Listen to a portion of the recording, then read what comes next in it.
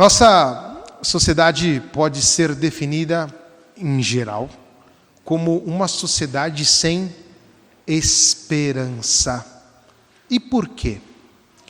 Porque nós percebemos dois movimentos dentro do contexto cultural que denunciam que o homem, ou a cultura atual, ela perdeu a capacidade de uma visão de futuro. Mas atenção, não uma visão de futuro simplesmente material, mas uma visão de futuro também sobrenatural. E quais são os dois movimentos que denunciam esta falta de esperança? O primeiro movimento é uma espécie de remember, ou seja, de uma lembrança, de um fazer memória do passado, simplesmente porque no passado parecia ser melhor do que hoje. Então é quando nós começamos a ver as pessoas, mas quando tinha não sei o que era bom, mas quando a coisa aí é que funcionava, mas é sempre um voltar para trás para poder meio que criticar o presente e dizer que o passado era melhor. Quando isso se faz, não se percebe o futuro.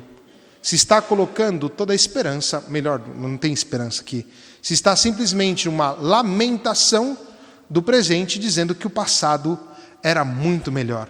E essa lamentação é algo que fecha o espírito humano, não permite de perceber a grandeza daquilo que está por vir. O passado nos serve para algo? Serve. O passado serve para iluminar o presente e nos dar uma herança que nos porta em direção ao futuro. O passado, enquanto lamentação, chega a ser muito chato. Pessoa que vive só falando do passado, porque quando era assim, era bom. Porque quando as coisas... Isso é muito pesado e deixa o nosso espírito fechado. Quem viveu desse jeito? O povo de Israel, primeira leitura de hoje.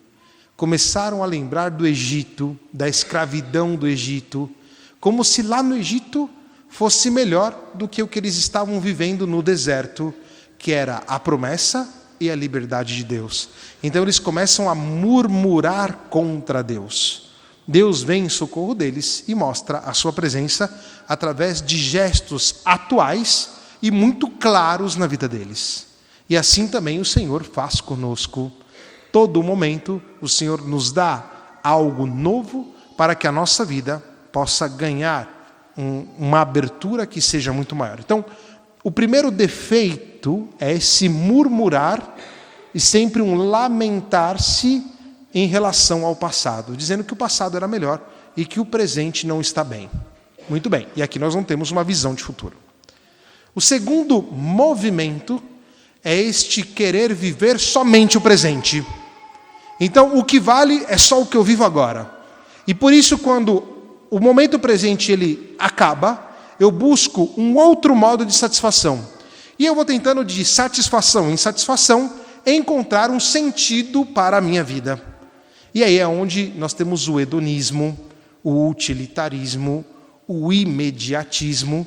E o homem acaba se perdendo nisto aqui e não percebendo também o futuro que o espera. Porque o que vale para ele, neste caso, não é nem o passado, é só o presente. Ele tenta se satisfazer a todo momento com este presente que muitas vezes se esvazia. E toda vez que o presente se esvazia, ele então procura um outro modo para se satisfazer. E por isso o homem se torna insatisfeito e não consegue perceber a grandeza ao qual ele foi chamado, empobrecendo a própria vida, tentando diluí-la toda no presente. Isto aqui é também um problema muito sério. E aqui nós vamos encontrar isso aonde? No Evangelho. Nós vemos que o povo de Israel, ou o povo que seguia Jesus ali, viu que Cristo tinha saído do lugar. E eles foram atrás de Jesus. Jesus vai denunciá-los, dizendo, olha, vocês vieram atrás de mim, não pelo que eu sou.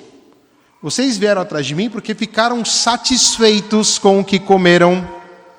Ou seja, não conseguiam perceber a presença de Cristo na situação em que eles estavam.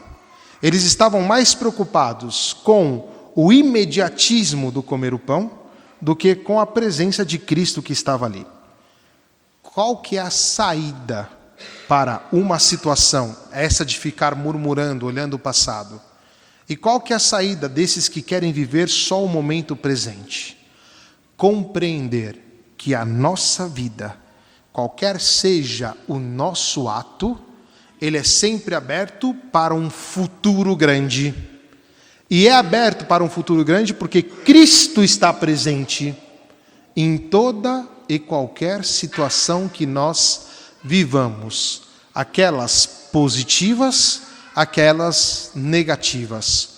O cristão é alguém que tem um olhar profundo na realidade e consegue perceber, não na superficialidade, mas na profundidade que a situação atual ela nos propõe. E é por isso que percebe que naquele momento ali tem uma abertura para o infinito. E aí Jesus vai dizer, eu sou o pão da vida. E ele vai dizer no final do Evangelho, quem vem a mim não terá mais fome, quem crê em mim nunca mais terá sede. Ou seja, Cristo é que dá sentido a tudo aquilo que nós queremos dentro de nós, que percebemos como uma necessidade. Qual que é a miséria humana? Atenção, porque isso aqui é muito sutil, é profundo demais, mas é muito sutil. A miséria humana é quando nós queremos a satisfação completa. Por quê? Porque se, por acaso, acontecer de nós termos a satisfação completa, a nossa vida alcançou tudo e, nesse sentido, nós perdemos tudo.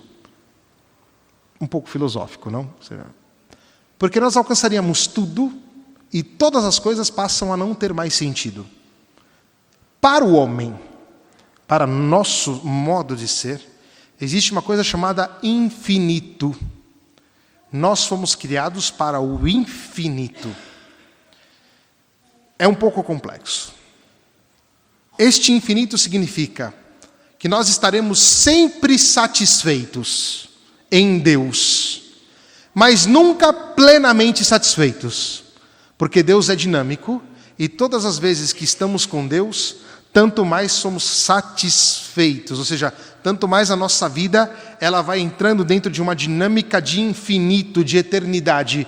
E a miséria é quando nós queremos possuir essa eternidade. Isso não existe. Isso seria a nossa destruição. Isso é o que faz o diabo conosco. Ou seja, ele nos dá a ideia de que aquele momento contém tudo e que, portanto, dentro daquele prazer ou dentro daquele momento de desordem, nós temos a plenitude. Só que nós percebemos na nossa relação humana que não é assim, porque nós queremos sempre mais. Mas este sempre mais só pode nos dar Deus, porque Deus nos dá e não se retira. Ele está sempre conosco e sempre nos coloca dentro de uma dinâmica em que nós vamos cada vez mais e cada vez mais e cada vez mais em direção ao Senhor, e tanto mais a nossa vida se abre para este infinito profundo, se abre para este querer estar sempre com Deus. E aí nós vamos perceber que a nossa satisfação só pode estar em Deus, porque Deus é que dá o sentido a absolutamente tudo. E a nossa conversão passa exatamente por isso. Por perceber que dentro da nossa vida existe uma dinâmica muito maior do que aquilo que nós podemos compreender, que é sempre o fato de que Jesus está aqui, que está no meio de nós. Compreender que é Ele quem dá sentido a tudo que nós queremos e temos, ao nosso comer, ao nosso trabalhar, ao nosso viver na nossa comunidade, com os nossos amigos, em relação com os nossos irmãos. Se nós não temos essa consciência, nós provavelmente sucumbiremos. Nós não conseguiremos viver a vida com a plenitude ao qual nós somos chamados.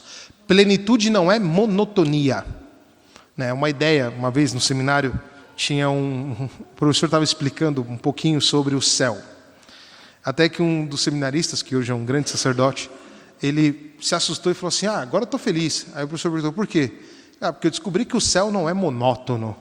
Não, e de fato não é. O céu é uma constante, é um infinito, é um estar sempre em relação com Deus. Veja, o mundo de hoje, nesse querer satisfazer-se com pequenas coisas, é monótono.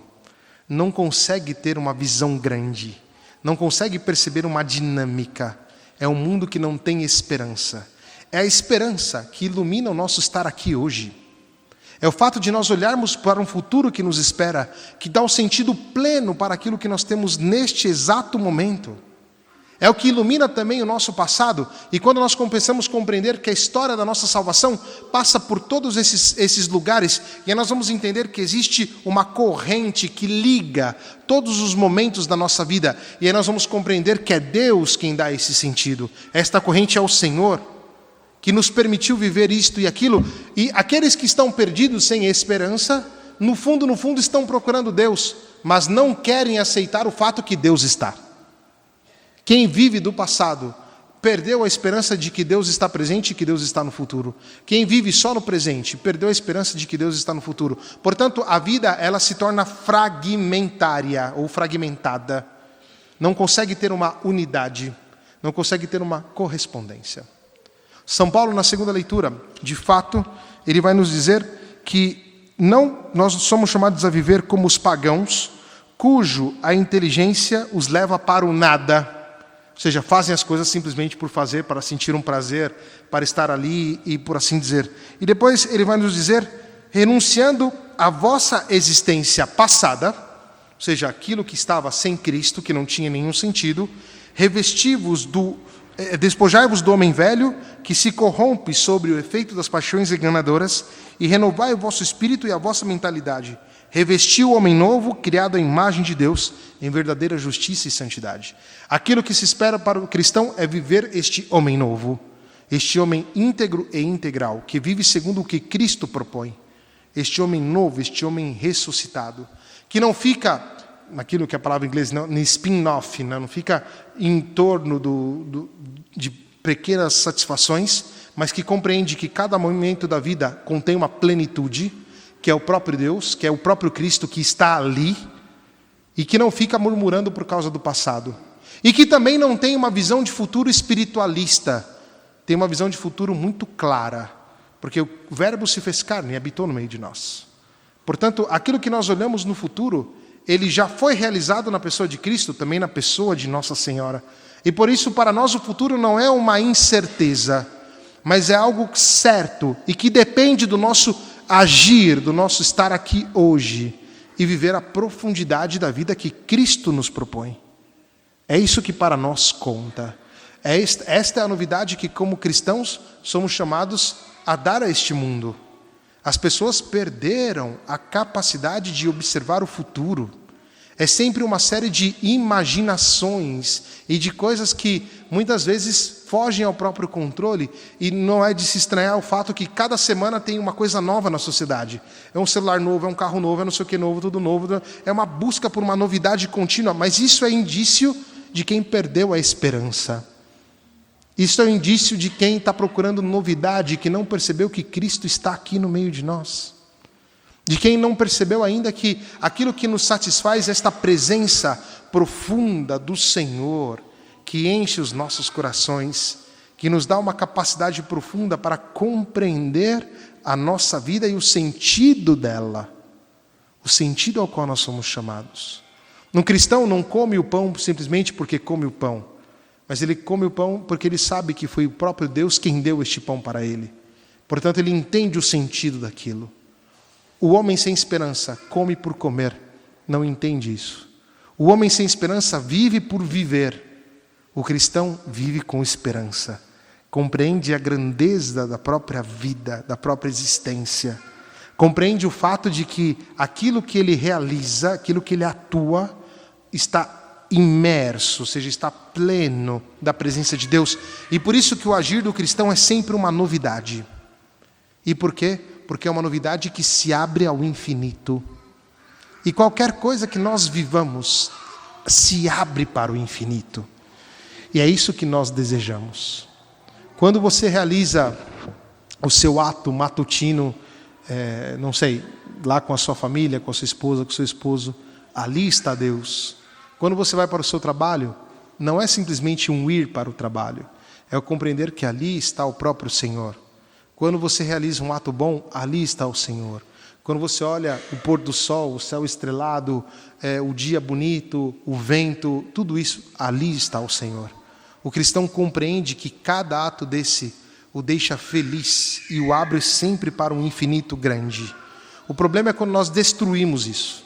E quando é que nós destruímos isso? Achando que aquilo ali me basta. Portanto, vivi algo positivo e aquilo ali já me resolveu o problema. Só que é interessante isso, né? Porque o Evangelho fala dessa procura constante. E ainda que aqueles tenham procurado Cristo porque queriam algo mais para comer, no fundo, eles têm um desejo muito mais profundo e perceberam isso com as palavras de Cristo. Ou seja, vocês procuram algo grande. E, meu querido irmão, minha querida irmã, é o que acontece conosco e temos que ser sinceros com isso.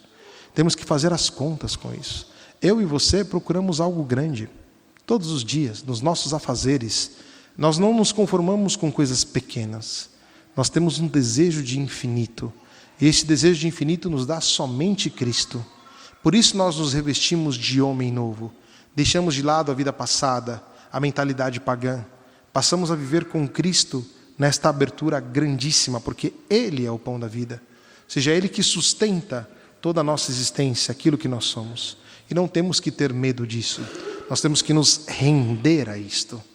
E a sua experiência, qualquer seja ela, será um testemunho profundo desta presença do Senhor. A sua experiência linda, positiva, que você com certeza tem, será um testemunho da presença de Jesus.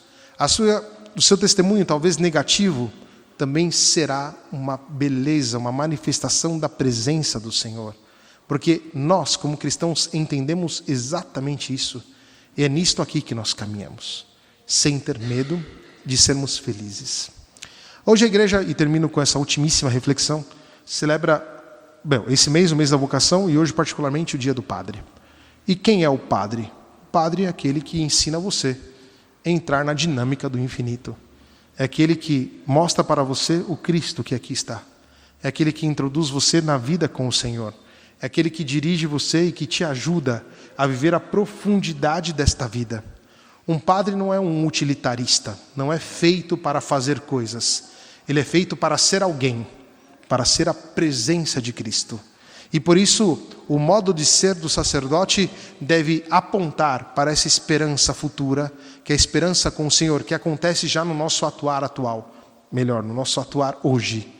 E por isso, um sacerdote não deveria ter medo de apontar Cristo. E por isso necessita do auxílio da comunidade. Se por acaso o sacerdote não aponta Jesus, é importante que a comunidade o corrija e diga: Padre, mas nós queremos ver Jesus. E aquilo que vocês procuram ver no meu semblante não é um psicólogo, não é um homem culto, não, isso aqui é pouco. Aquilo que vocês têm direito de receber de mim é a presença e a pessoa de Jesus Cristo. Aquilo que vocês esperam de mim, de um sacerdote qualquer que ele seja, é que Cristo seja manifestado na vida dele.